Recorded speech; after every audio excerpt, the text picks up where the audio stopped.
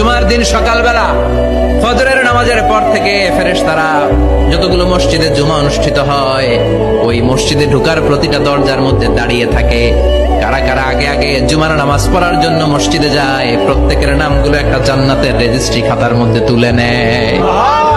এই নামগুলো স্পেশালি আল্লাহর কাছে পাঠানোর জন্য। সুবহানাল্লাহ কইবেন না?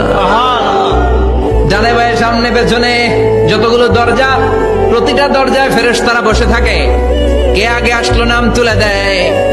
তুলতে তুলতে তুলতে তুলতে খতিব সাহেব যখন খুতবা দেওয়ার জন্য মিম্বারে যেয়ে বসে যায়, ফেরেশতারা তাদের খাতা বন্ধ করে তারাও খতিব সাহেবের সামনে জুমার খুতবা শোনার জন্য বসে যায়। পড়েন সুবহানাল্লাহ।